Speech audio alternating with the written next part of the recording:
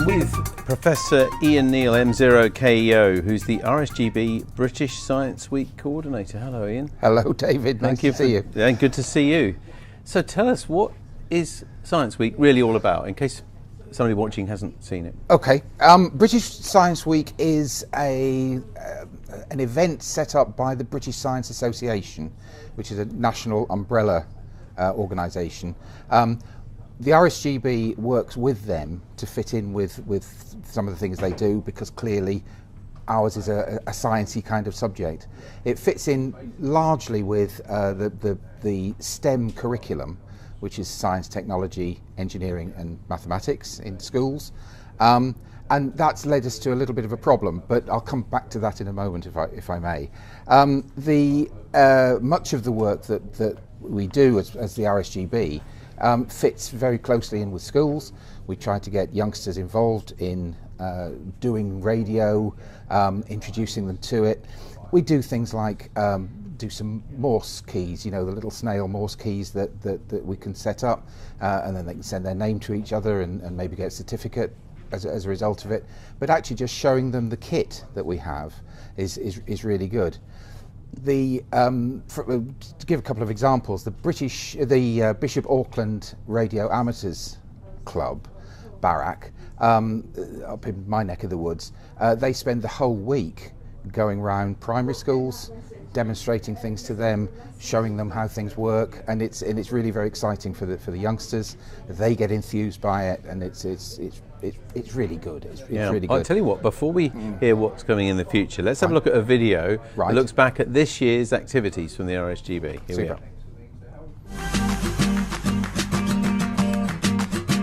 This is about 1:22. I'm very supportive of British Science Week, which is a celebration of science, technology, engineering and maths. It's a great vehicle to get schools and people of all ages involved in STEM and radio-related events. The RSGB is an official partner of British Science Week 2025, and fantastic to see us having an official amateur radio activity included in their community pack. In another fantastic development for this year, the RSGB outreach team has partnered with the Radio Communications Foundation to provide FM radio receiver kits for 15 schools, university, scout and youth groups to build. I was fortunate to get the opportunity to visit Marlborough Scout Group as they took part in building these kits, and you can see just how popular the activity was. This is more great outreach in action.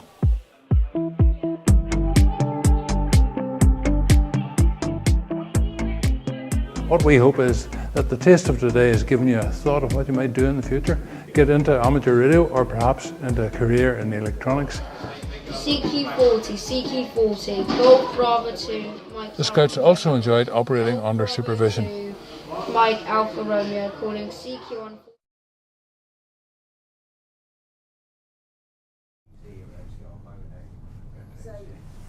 Oh, it's a really interesting video, Ian, looking back at what we did this year. Indeed. So continue please telling us about what we think we can do, particularly as part of this wonderful week of science for youngsters. Okay, that's super. Of course, there's a whole lot more, as well as those. There's a whole lot of reports and things like that are available in the June and July this year's Radcoms. So there's a couple of double-page spreads of what's happened, as well as what you've just seen. So as loads goes on. I tend to do things with secondary schools. So, for example, I've set up a club. We've got some more foundation license holders as a result of those, and many people do similar sorts of things. But and with under Ben Lloyd's work and his outreach group, he's appointed some youth champions who are specialising in schools, in youth groups, girl guiding, scouts, cadets, those sorts of things. So there's a lot goes on under the British Science Week banner. I'd like to suggest, though, that there is far more to it than merely working with schools. That's important, really important, but actually we could do so much more than just working with schools. It's not just for youth, and what I'm suggesting this year is that the special interest groups can get involved with British Science Week by showing things off to some of their people. Some of the work that, for example, Bracknell Amateur Radio Club did with the Men's Sheds organisation. That came out of last year's British Science Week campaign, and it was a really very exciting setup where we could put the two together. They did some really good work with the Men's Sheds group, which is a great organisation in itself. But they could then show the guys what could be done, and so on. And they opened their doors as well to that. So open days, we can do open days too. Just bringing the idea of amateur radio out to the rest of the people who haven't yet come across it. And that's not just youngsters, that is everybody involved too. Other things that we can do, that's all sort of club activities that can be done, and clubs do tend to do a lot of hard work for this British Science Week there. However, as an individual, you can perhaps get involved as well. So individuals, for example, could just show their family their shack. I don't know how you started in amateur radio. I started with my godfather when I was 8, and left the interests behind for a little bit after I left school, and got married and so on and so forth. Now I've got back into it, and so now I'm showing the family what can be done, and they're really interested. My new grandson, who is only a month old at the moment, so shout out to him. Yes, yeah. I've already got his name down for doing a foundation exam in some years' time.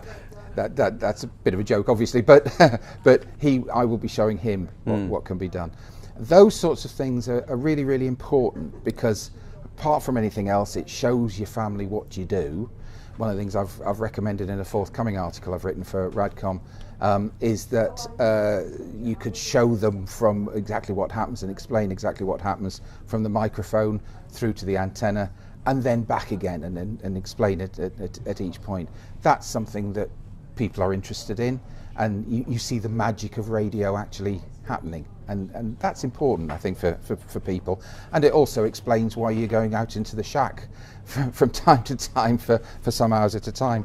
So that's the sort of things we can do.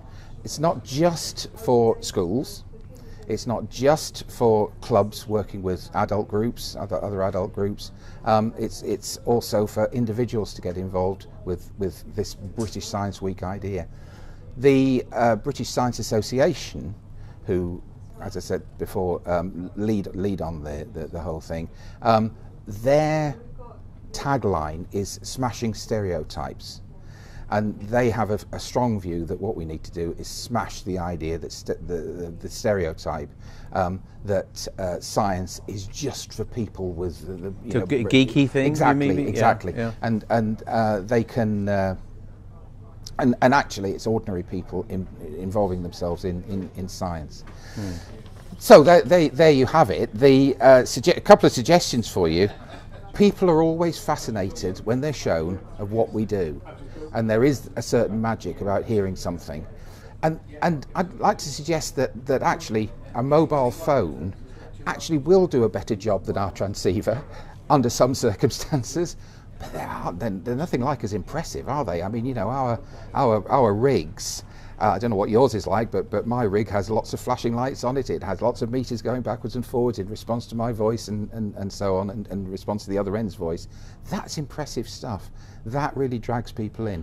And what I would suggest to people is, don't just think, well, actually this is something that's a bit too difficult for people. Just showing, look, the meter's moving, and the other person's voice is controlling that, and just think, what is that all about? Yeah. the tiny little whispers in space that are coming through to us. Because we've probably never lived in a more technological age, really, where science and technology are around us all, even whether we like it or not. I'm particularly interested, but there's so much of it around. Yes. And it maybe just, as you say, we shouldn't just focus on young people, though they're very important for it. Absolutely. They're inquisitive, but also older people are going to be interested in how this wonderful little tiny mobile phone works. And my own club, Norfolk Amateur Radio Club, we use that there's a science festival in Norwich every year, and we put on a display. And actually what we did this year, which was different, we bought an old iPhone for about £15 on eBay.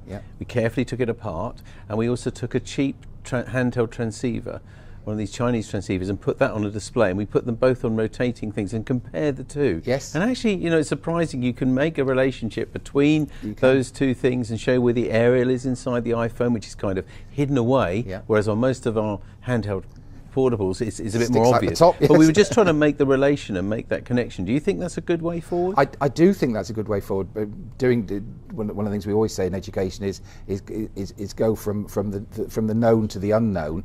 Now, the known at the moment is actually the mobile phone. Everybody knows how a mobile phone, well, they think they know how a mobile phone works. But the unknown bit is this quite old technology of radio. And that's something that's really quite exciting to do. And of course, you know, you can even work your washing machine by radio now. I know. We bought a fridge just I must get this off my chest, because we bought a fridge though a few minutes ago. Honestly, we didn't see and notice that it was connected and things, but it has got, when we powered it up, we realised it had that little sort of symbol that you see on Wi-Fi's. Yes. And it's got Wi-Fi built in. You can have a look at how cold your temperature is as it reaches temperature. I think, you know, so it is literally around everywhere, whether you like it or not, isn't it? And this is a great, surely, hook to get people interested in our hobby. It is indeed. And there's so much opportunity. All people need to do is actually take that step and saying, look, come and see my rig. Come and have a look at it. Let me explain what goes on. We all know how it goes on, because we have to in order to get licensed. So we know what it is.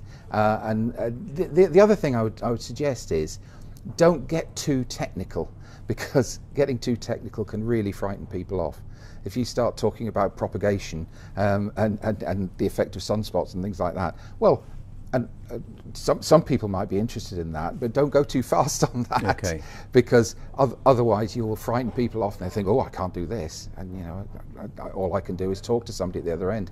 The other thing is, don't knock FT8 and FT4 too hard, because you're almost guaranteed to get some QSOs over FT4 and FT8, aren't you? Whereas nobody likes to see somebody shouting down a microphone, CQ, CQ, CQ, and getting nothing back at all, which is what can happen. It can, quite often. In a demonstration, and they say, well, nobody's coming back to us. Whereas actually with FT8 and similar, you can get a map up, and you can see where that person is, and you can see where they are at the other end, and you can see what their signal strength is.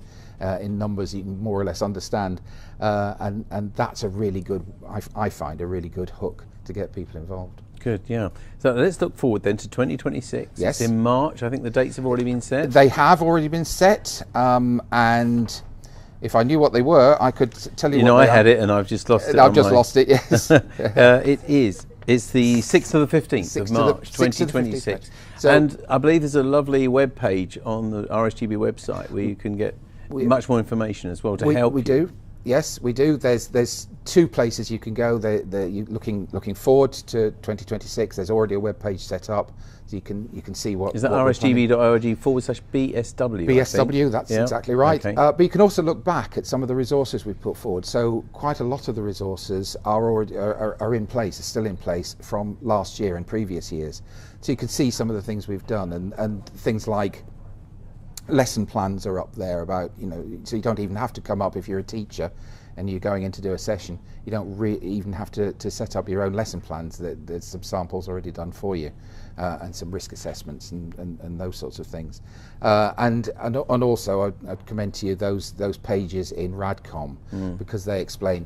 Norfolk Radio Club has an article in there about what you did there, and that gives some ideas. The tricky bit, I find, is getting people to come up with ideas in the first place, because people inevitably think, well, I'm interested in this, but I don't think anybody else would be. Well, they would. They really would, and get them in through the doors with just an open day, or as I said, just get your friends and family coming in through the door. That will start the ball rolling. Brilliant. And this year, I think for the first time, you were actually put forward one of the experiments that was adopted, wasn't it? By the, that was yes, for 2025. Yeah. It was adopted, and therefore it went out. Well, it's British Science Week, but actually it goes further than that. It goes right around the world. Yeah, it inspires many other groups, I'm sure, really in other does. countries. Yeah, it really does. Good. Yeah. And this year, this coming year, 2026, the theme is curiosity. Now, you can't get much more open than curiosity. That's what we need to tap into. Lovely job. Well, if you've got some ideas at home as well, there is an email address which you're now going to put on the screen as well, where you can contact Ian and his team to add ideas. You may have had successful events that your club or you as yourself has put on. Do share them with others, because it really helps you in the event. It really does. It really does. We try to keep that up to date, so that if as soon as anybody sends something in to me to say, yeah, we've got this event planned, that will go on the website, and it'll probably go in Radcom a bit later on too. And that means you, again, get some ideas, so keep reading those. And if you've got an idea, please send it in. Absolutely. Ian, Neal, M0KEO, thank you very much indeed for joining us today. Thank you very much.